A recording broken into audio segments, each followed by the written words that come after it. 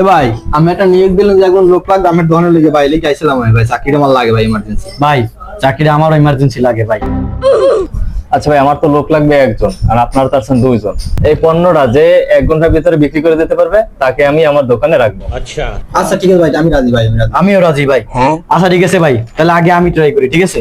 আমি এটা আগে বিক্রি করে দেখাই। কি লাগবে ভাই? ভাই ফ্রিডম প্যাম্পাস আছে? ভাই ফ্রিডম না, আর সে বেটার আছে ভাই, এই কেটেস্টার এইটা না না ভাই এটা ভালো না, ফ্রিডম আর আমি এইটা ভালো মেয়া। এটা ভালো না ভাই। আপনি বুঝলেন কেমন এটা ভালো না? না ভাই এটাতে মুত পড়িয়ে যায়। ভাই বেটা তুই এইটা নিবি না তো দোকানে আইছো কা? বাইরে আমার দোকান দে বাইরে।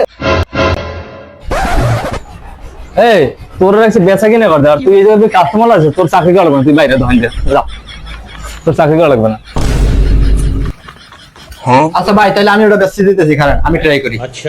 আচ্ছা ভাই হলেন ওই কাস্টমার আইলে যে কাস্টমার যে মালের দাম জিগি আমি মালের দামে বাড়াই কইবেন। বেটা ঠিক দামই তো বেচতে পারো না, তারপর বেশি দাম যদি বলি তারপর কি কাস্টমারে নেবে? ভাই এটা আমি দেখতে না ভাই, আমি খালি কইবেন আইলে যে ডাবল দাম একটু বাড়াই কইবেন নিয়ে এসে।